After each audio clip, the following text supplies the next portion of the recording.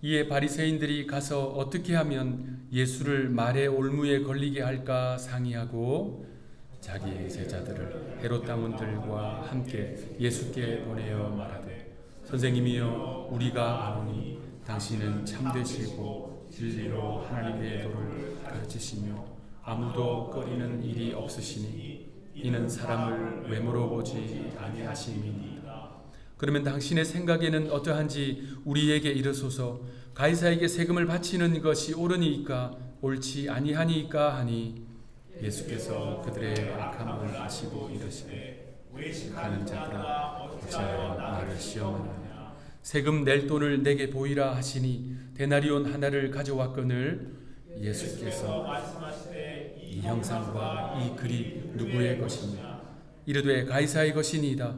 이에 이르시되 그런즉 가이사의 것은 가이사에게 하나님의 것은 하나님께 바치라 하시니 그들이 이 말씀을 듣고 놀랍게 여겨 예수를 떠나가니라.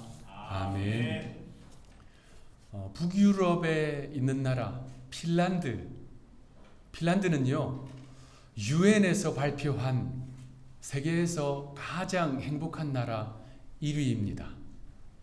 참고로 우리 고국 대한민국은 53위, 이곳 미국은 23위, 이스라엘은 5위입니다. 핀란드는요 2018년도부터 작년 2024년까지 7년 연속 세계에서 1위를 차지했습니다. 핀란드가 그렇게 세계에서 가장 행복한 나라인 여러 이유가 있는데요. 그 가운데 하나가 그 나라가 가지고 있는 법입니다. 만인의 권리라고 하는 법이에요. 영어로는 every man's right라고 표현하더라고요. 이런 내용입니다. 우리가 핀란드에서 어떤 사람의 사유지, 개인의 땅이 있는데 그 땅을 걸어 다닐 수 있고요. 뛰어 다닐 수 있고요. 자전거를 타고 다녀도 됩니다. 말을 타고 그 땅에 막 다녀도 됩니다. 북유럽이니까 눈이 많이 오잖아요. 눈이 오면 어디서든지 스키를 타도 됩니다. 그런데 그 사유지를 이제 산책하면서 걷는데 블루베리가 지천에 널려 있어요. 좋은 버섯들이 있어요. 나물도 있고 여러 가지 이 좋은 것들이 많습니다. 자연산 무농약 그거 마음껏 채취해도 됩니다. 그런데 그 사유지를 또 걸어가다 보니까 개인 소유 호수가 있어요. 강이 있어요. 더운데 수영해도 될까요? 마음껏 수영해도 됩니다. 배를 타고 그 개인 소유 호수를 지나가도 됩니다. 그런데 호수 안에 보니까 물고기들이 엄청 많아요. 낚시로 그거 낚아도 될까요? 물론입니다. 마음껏 낚시해서 그 물고기 잡아가도 됩니다. 물론 그물을 내려서 대량으로 잡아가는 그것은 안 되겠지요. 그런데 아무도 그렇게 하는 사람이 없어요. 지천에 널려있는 야채들, 열매들 채취하는 것 자유이고요. 또 물에 있는 물고기 낚시로 마음껏 잡아가도 됩니다. 양식으로 쓰는 것 아무도 막지 않습니다. Every man's right. 만인의 권리예요. 우리 여기서 만약에 그렇게 한다면 큰일 납니다. 사유지에 들어가서 뭐 말을 타고 다닌다든가 하거나 열매를 채취하거나 또 호수에서 낚시하면 절도죄가 될 수 있지요. 총 맞는답니다. 핀란드에서는요 심지어 사유지에서 캠핑을 해도 됩니다. 그 주인의 프라이버시를 방해하지 않는 한 어디서든지 캠핑할 수 있습니다. 그게 만인의 권리, every man's right. 그 내용을 보는데요. 레위기의 한 구절이 떠오르더라고요. 레위기의 결론 부분이라고 할 수 있는 25장 23절. 토지는 다 하나님의 것이다. 인간은 에덴에서부터 하나님이 창조하신 만물을 관리하고 지키고 보호하고 또 누리도록 지음받은 청지기들이지요. 그런데 그 청지기가 살아가는 동안 한시적으로 관리하며 누려야 할 그 청지기들이 오히려 땅에 대한 독점력을 강화할수록 인간의 삶에는 가난과 분쟁과 전쟁이 그치지 않습니다. 우리가 살아가는 현대사회, 지금 그거 현재 진행되고 있는 상황들이잖아요. 우리가요, 우리의 삶을 잠잠히 성찰해보면 사람이 살아가면서 꼭 필요한 것들, 반드시 있어야 될 것들, 그거 다 하나님께서 거저 주신 것들입니다. 세상에 공짜가 어디 있어 목소리 높이는 분들도 있지만 사실 인생에 있어서 반드시 있어야 할 것, 그거 다 하나님이 공짜로 주셨어요. 아침에 떠오르는 태양, 밝은 햇살, 푸른 하늘, 숨 쉴 수 있는 공기, 마실 수 있는 물. 여러분, 이것 중에 하나라도 없으면 사람은 단 한순간도 살 수가 없어요. 하나님께서 다 거저 주신 것들입니다. 뿐만 아닙니다. 밤하늘의 별빛, 계절을 따라 흐르는 꽃향기, 새의 노랫소리, 나무가 만들어내는 시원한 그늘, 그거 다 공짜잖아요. 돈으로 살 수 없고요. 숫자로 헤아릴 수 없습니다. 그 무엇으로도 대체할 수 없는 이 소중한 것들, 하나님의 것인데요, 우리에게 거저 주셨습니다. 오늘 본문은 바리새인과 헤롯 당원들의 주님에 대한 물음으로 시작됩니다. 주님은 그들의 물음에 이렇게 대답하셨습니다. 21절 후반부 우리 합독하겠습니다. 그런즉 가이사의 것은 가이사에게, 하나님의 것은 하나님께 바치라 하시니. 예수님의 이 말씀은 가이사의 것과 하나님의 것을 이분해 놓고 대등한 위치에 놓고 이건 가이사의 것, 반대쪽에 있는 것은 하나님의 것, 이런 의미가 아닙니다. 오히려 이런 의미예요. 가이사의 것, 하나님의 것, 이런 의미예요. 여러분, 만물은 하나님의 것입니다. 그래서 본질적으로, 궁극적으로는 가이사의 것도 하나님의 것이지요. 하나님은 모든 것의 주인이시요 천하 만물은 하나님의 통치 아래에 있습니다. 그 하나님께서 돈으로 살 수 없는 것들, 그 귀중한 것들 하나님의 것이지만 그것을 우리에게 주신 바 되었습니다.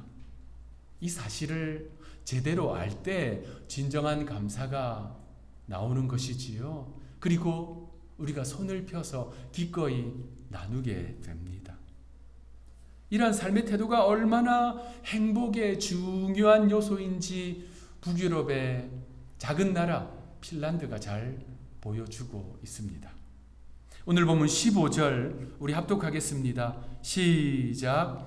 이에 바리새인들이 상의하고. 자, 우리 예수님이 성전을 정화하셨잖아요. 그러자 유대 종교 지도자들이 찾아와서 따지듯이 물었습니다. 예수님의 권위에 대한 논쟁이었습니다. 그때 주님은 세 가지 비유로 그들에게 응수하셨어요. 자, 이 논쟁에서 참패한 유대 종교 지도자들이 돌아가서 따로 모여 논의했습니다. 상의했어요.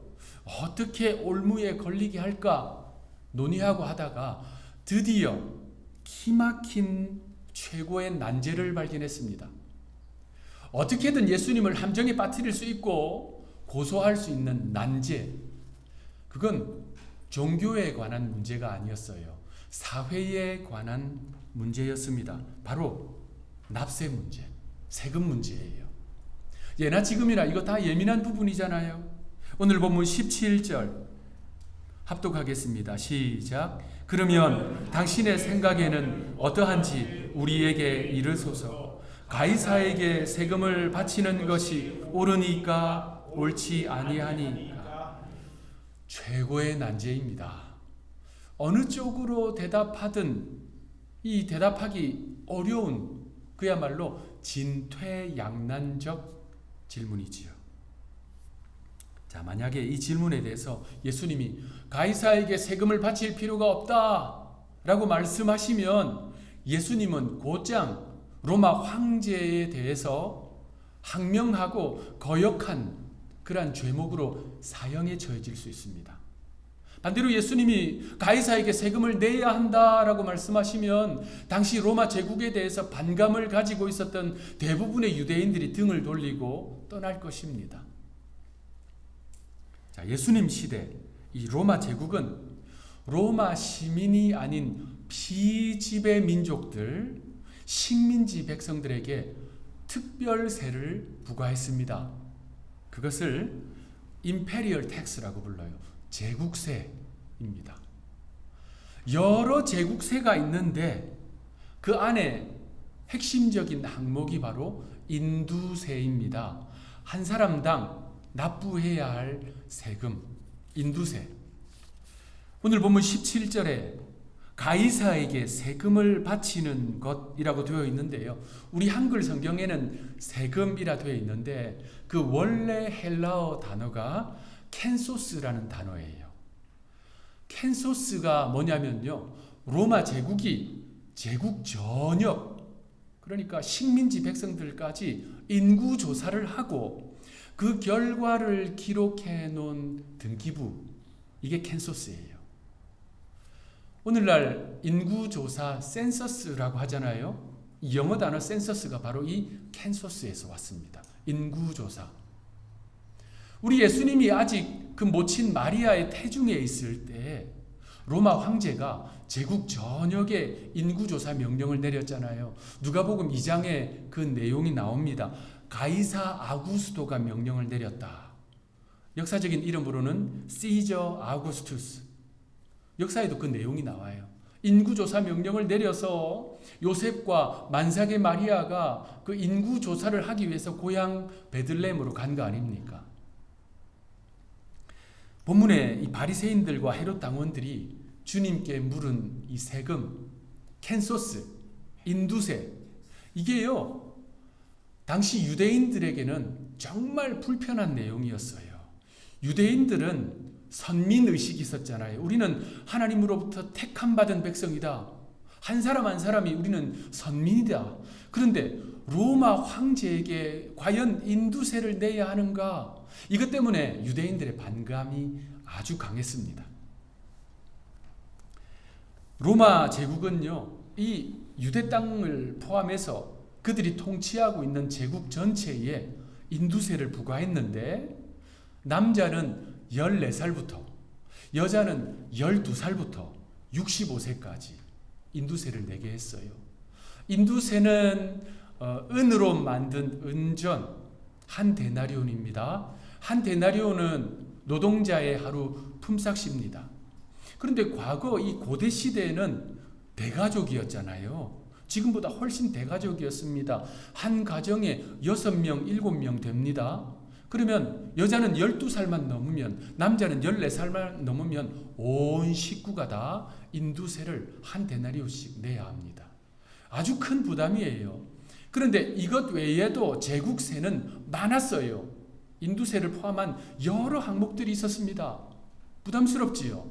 그렇게 빼앗아간, 착취해간 임페리얼 텍스, 제국세는 곧장 로마 황제의 주머니로 들어갔어요. 로마 황제와 그 황실의 부를 축적하는데 제국세가 거의 쓰였습니다. 자, 그 제국세를 거두어 들이는 과정에서 착취와 횡령이 만연했습니다. 그 제국세 때문에 식민지에서 이 반란이 많이 일어났어요. 특히 유대 사회는 이 제국세 때문에 큰 혼란이 있었어요. 갈등을 겪고 있었습니다. 그게 예수님 시대예요. 자, 오늘 본문 당시 예수님 시대의 유대 사회, 유대 나라의 정치적 분위기가 어땠는가를 이해할 필요가 있습니다. 겉으로는 이 로마의 통치를 받고 있었잖아요. 로마의 통치를 받고 있으면서 유대 사회는 크게 4종류의 정치적 분파가 있었습니다. 그 첫 번째는 헤롯 당입니다. 헤롯 당. 대표적인 친로마 집단입니다. 헤롯은요, 로마 황제를 등에 업고 유대의 왕이 되었잖아요. 헤롯이 유대인이 아니었음에도 불구하고 왕이라고 하는 압도적인 권력을 가지고 있으니까 그를 지지하는 유대인들이 있었습니다. 그들은요, 로마의 통치에 순응했어요. 아니, 적극적으로 지지했습니다. 그래서 일반 유대인들은 이 헤롯 당을 반역자라고 여겼어요. 자, 그런가 하면 이 첫 번째 정치 집단이 헤롯 당, 두 번째 정치 집단이 또 있었습니다. 열심당입니다. 헤롯 당이 여기면 열심당은 완전히 정반대 쪽이었어요. 열심당은 애국 독립 열혈당원이었어요. 이들은요, 목표가 분명했습니다. 유대 땅에서 로마의 군대를 완전히 물리치고 쫓아내고 해방을 얻는 것이었습니다. 그런데 이 열심당원들, 성경에는 젤롯파라고 되어 있거든요. 이들은 아주 과격했습니다. 자신들의 그 목적을 위해서요, 암살, 선동, 폭력, 전쟁도 불사했어요. 자, 이 젤롯파, 열심당 안에는 시카리라고 불리는 사람들이 있었어요. 그들은요, 반달 모양의 칼을 늘 품에 품고 다녔습니다. 지금처럼 뭐 총이 있는 시대는 아니었잖아요. 칼이 제일 센 무기 아닙니까? 반달 모양의 칼을 품에 품고 다니다가 친 로마 제국 인사를 만나면 주저없이 살해했어요. 많은 사람들을 이 시카리들이 살해했습니다. 동시에 로마 제국으로부터 시카리들이요, 때로는 수백 명씩 죽기도 했습니다. 유대 역사에 다 나오는 기록이에요.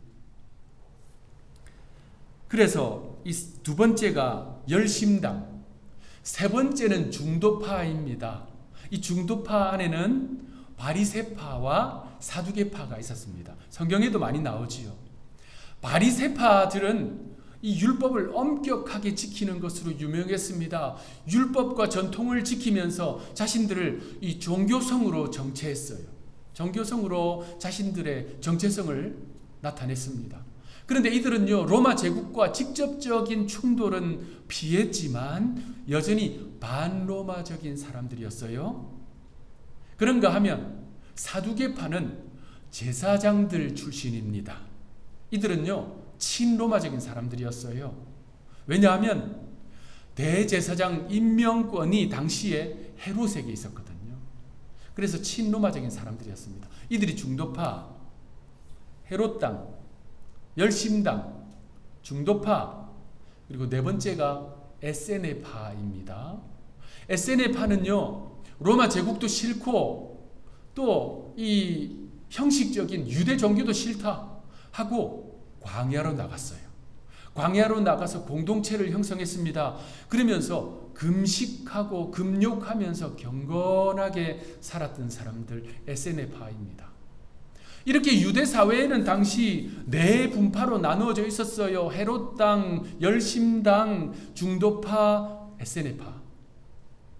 자, 그러한 정치적인 사회적인 분위기 속에서 일반 유대인들, 그들 가운데 일부는요, 헤롯당과 로마 제국의 그들을 도우면서 생계를 유지했어요.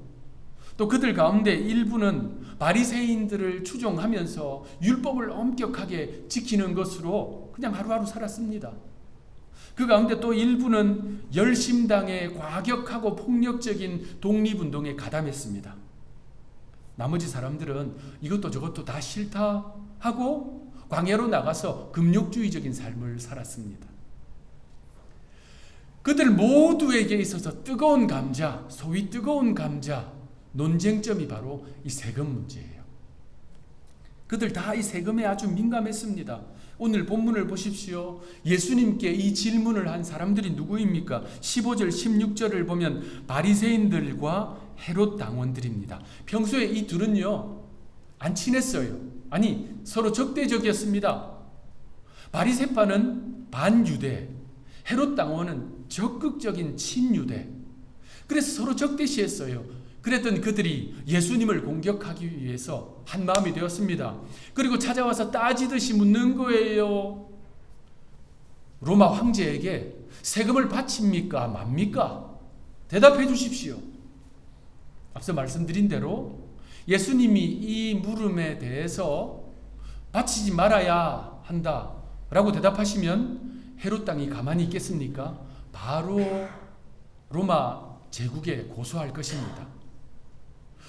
그렇다고 예수님이 바쳐야 한다라고 말씀하시면 예수님 주변에도 열심당이 많았습니다. 그들이 예수님을 가만히 두겠습니까? 예수님을 적대시할 것입니다. 아니, 당시 예수님의 영향력으로 볼 때 주님을 암살하려고 시도할 수도 있습니다. 열심당이 어떻게 처음에 시작됐냐면요, 임페리얼 텍스, 특히 인두세를 거역하면서 이들이 시작됐거든요. 그래서 세금에 대해서 아주 민감했습니다. 주님은 그들의 그 진퇴양난의 질문을 들으시고 그들의 악함을 아셨어요. 그래서 이렇게 말씀하십니다. 오늘 본문 19절 20절 합독하겠습니다. 시작. 세금 낼 돈을 내게 보이라 하시니 데나리온 하나를 말씀하시되 이 형상과 누구의 것이냐.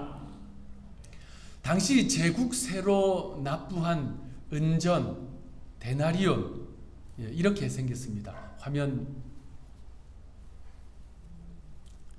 자, 사진을 보시면 앞면과 뒷면이 그대로 다 있습니다.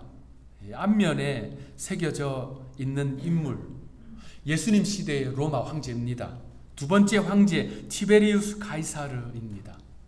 그 주변에 쓰여 있는 라틴어 여러분들 다 읽으시겠지만 제가 해석해 드리겠습니다. 그 라틴어는 티베리우스 가이사르, 존귀한 아우구스투스의 아들 아우구스투스입니다. 로마 제국의 첫 번째 황제가 아우구스투스예요. 그가 이 티베리우스를 양자로 받아들입니다. 그러면서 이 티베리우스가 두 번째 황제가 돼요. 그 내용이 앞면에 새겨져 있고요. 뒷면에 새겨져 있는 인물은 로마 사람들이 여신으로 추앙하는 리비아입니다. 이 리비아가 누구냐면 앞면에 있는 티베리우스의 모친이에요. 이 사람인데 여신으로 추앙받았습니다. 그 주변에 새겨져 있는 라틴어 폰티펙스 막시무스입니다. 그 뜻은 지존의 대제사장, 최고의 대제사장이란 뜻입니다. 자, 저 동전에 새겨져 있는 앞면과 뒷면이 어떤 의미냐면요, 저렇게 새겨져 있는 저 인물 로마 황제는 로마 제국뿐만 아니라 제국 전체의 정치적 종교적인 수장일 뿐만 아니라 신적인 권위를 가진 존재이다 라는 뜻이에요. 저 동전의 의미가 데나리온. 그래서 예수님 시대 유대인들은요, 저 동전을 우상 숭배의 상징이라 여겼어요. 그래서 데나리온을 가지고 다니는 것을 싫어했습니다. 예수님은 어떠셨을까요? 예수님도 안 들고 다녔어요. 그래서 주님이 그들에게 물어보자 뭐라 말씀하셨어요? 보이라, 네가 가지고 있는 거 꺼내봐라, 이렇게 말씀하신 거예요. 자, 그 동전을 꺼냈습니다. 데나리온을 꺼냈습니다. 그리고 주님이 그들에게 물으십니다. 이 동전에 새겨져 있는 형상과 글이 누구의 것이냐? 그들이 대답합니다. 가이사의 것입니다. 이때 주님은 기막힌 답변을 하십니다. 21절. 가이사의 것은 가이사에게, 하나님의 것은 하나님께 바치라. 정말 지혜로운 답변입니다. 친로마 인사들도 반로마 인사들도 중도파도 금욕주의파도 할 말을 잃게 만드는 정말 끝내주는 답변입니다. 예수님의 이 말씀은요, 앞서 설명드린 바와 같이 이쪽은 가이사의 것, 이쪽은 하나님의 것, 이렇게 양분하는 것이 아니라 가이사의 것은 가이사에게 돌리되 만물은 하나님의 것이라는 것을 잊지 말라라고 하는 가르침이에요. 자, 그런데 주님의 이 말씀에는 더 심오하고 중요한 의미가 담겨 있습니다. 교회와 성도들이 어떠한 신앙적 태도를 가져야 하는가를 선명하게 가르쳐주고 있습니다. 여러분, 예수님을 따라다닌 12제자, 그 12제자는요, 다양한 배경 출신을 가진 인물들입니다. 좀 더 정확하게 말씀드리면 그들은 다양한 정치적 배경을 가지고 있었습니다. 예수님의 12제자 가운데 마태의 원래 직업이 뭐였지요? 여러분 아시는 것처럼 세리입니다.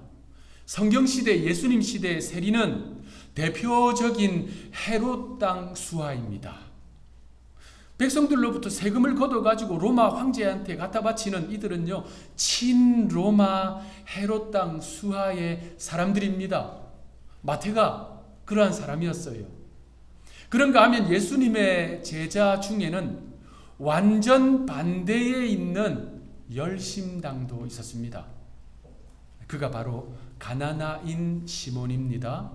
앞서 말씀드렸지요. 헤롯 땅이 여기 있다면 열심당은 완전히 정반대에 있습니다. 성경에 예수님 제자들 중에는 2명의 시몬이 있었어요. 시몬 베드로와 가나나인 시몬입니다. 누가복음 6장에는 이 가나나인 시몬을 젤롯 땅, 열심당이라고 설명합니다. 여러분, 예수님 제자 중에 친로마 헤롯 땅 수하의 세리와 폭력과 살인과 암살까지 마다하지 않는 열심당 가나나인 시몬이 함께 예수님을 따라다니면서 한솥밥을 먹었다? 이거 간단한 일이 아니에요. 당시 유대 문화로 볼 때 이거 간단한 일이 아닙니다. 그런가 하면 예수님의 제자들 안에는 에세네파도 있었어요. 로마 제국도 싫고 타락한 유대 종교도 싫다. 나는 그저 광야로 나가서 금식하며 경건하게 지내면서 메시아의 길을 예비하겠다라고 선포한 선지자가 누군가요? 세례요한이죠. 세례요한. 주경학자들이 공통적으로 하는 이야기는 세례요한은 경건주의파, 금욕주의파, 에세네파였다라고 보고 있습니다. 그 세례요한을 추종하는 사람들이 많았어요. 세례요한의 제자들이 많았다는 말입니다. 그 중에 대표적인 인물이 누구냐? 안드레와 요한이에요. 안드레와 요한이 당연히 스승 세례요한의 영향을 받았지요. 그들이 나중에 어떻게 됩니까? 예수님의 제자가 되었습니다. 자, 그러니까 12명밖에 안 되는 이 예수님의 제자들 안에도 다양한 정치적 배경, 정치적 이념을 가진 사람들이 그곳에 모여 있었어요. 친로마적인 사람도 있었고 반로마적인 사람도 있었고 경건주의파도 이 안에 들어 있었습니다. 그런데 그들을 통해서 교회와 하나님의 나라가 확장될 수 있었던 분명한 이유는 그들은 세속적인 이념, 가이사의 것에 매여 있는 것이 아니라 하나님의 것, 하나님의 나라에 전적으로 헌신했기 때문입니다.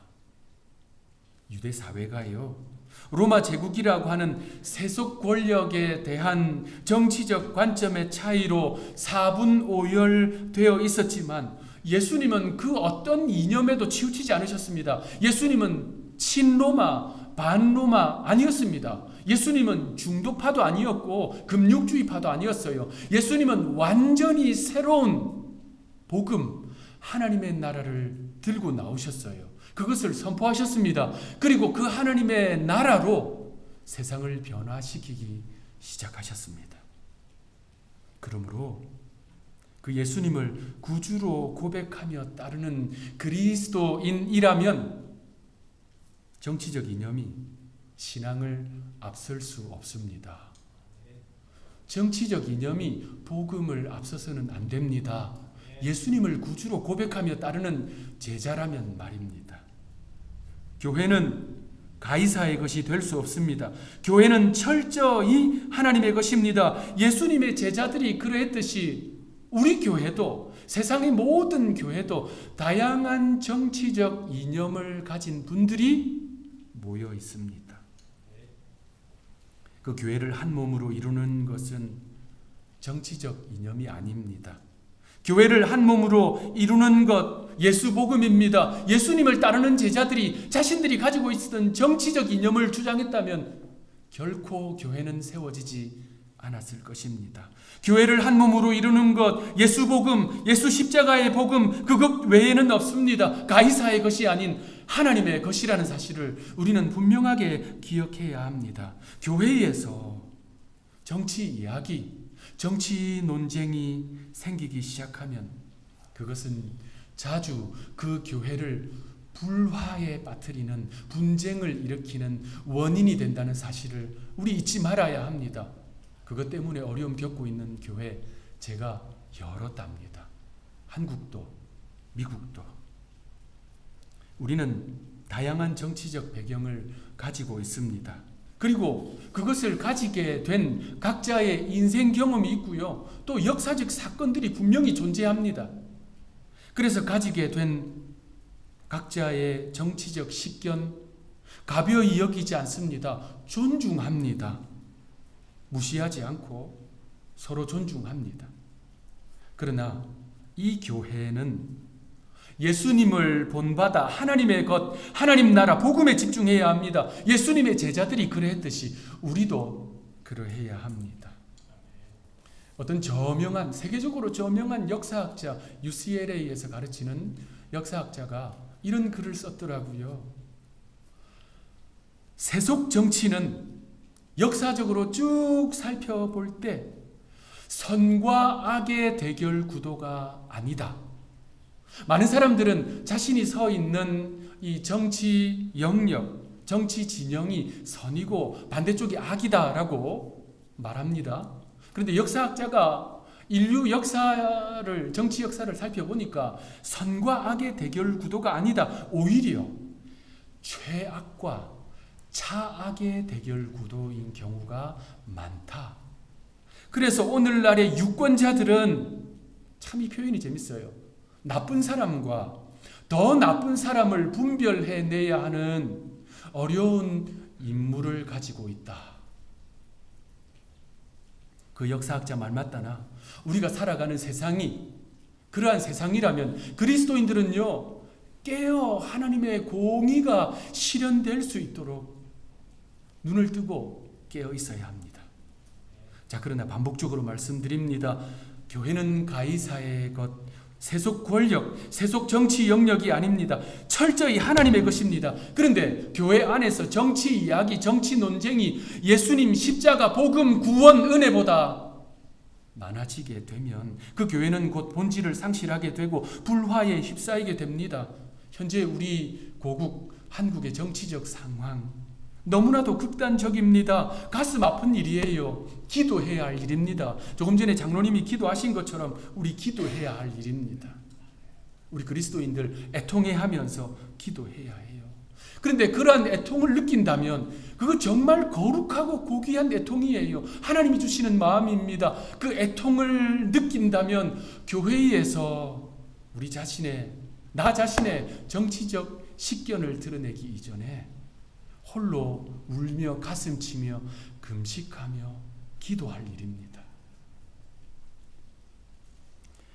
우리 교회, 우리 모두 이 교회 사랑합니다.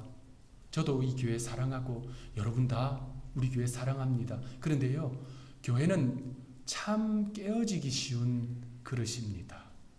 우리 교회 하나 되어야 하지 않겠습니까? 무엇이 하나 되게 합니까? 예수 복음, 주님처럼, 제자들처럼 이 예수 복음 붙들어야 할 줄로 믿습니다. 말씀을 마무리하겠습니다. 오늘 본문 예수님 시대의 유대 민족의 정치적 상황은 단일하지 않았습니다. 로마 제국의 통치, 세속적 권력, 종교적 정체성들이 복잡하게 얽혀 있었습니다. 그런데 예수님은 그 한복판에서 완전히 새로운 구원의 복음을 선포하셨고 그것으로 세상을 구원하기 시작하셨습니다. 예수님은 분명하게 아셨어요. 구원의 유일한 복음이 그것이라는 사실을. 사랑하는 하누리 성도 여러분, 우리 교회가 나가야 할 방향이 바로 그것입니다. 교회와 성도는 말씀과 기도로 서야 합니다. 하나님 중심, 성경 중심의 공동체가 되어야 합니다. 철저히 하나님의 것이 되어야 합니다. 그래서 이번 한 주간 저와 여러분들 가이사의 세속 속에서 살아가지만 만유의 주인이신 하나님의 자녀로 복음을 따라 말씀을 따라 살아가는 주의 것, 하나님의 것 되시기를 구주 예수님의 이름으로 축원합니다. 기도하겠습니다. 우리를 가이사의 세속에서 부르사 하나님의 것, 하나님 나라의 백성이 되게 하신 주님의 은총에 감사드립니다. 하나님을 믿는다는 것이 여러 활동에 종교 활동을 하나 더 추가하는 것이 아니라 나의 모든 삶의 영역이 하나님의 것이므로 만사의 주님을 경외하는 것인 줄로 믿습니다. 그러하오니 하나님께 신실하게 하옵소서, 하나님께 충성하게 하옵소서. 생명의 복음으로 세상을 변화시키신 주님을 본받아 제자들을 본받아 나도 그 길 가게 하옵소서. 세상에 참된 구세주가 되시는 예수님의 이름으로 간절히 기도하옵나이다.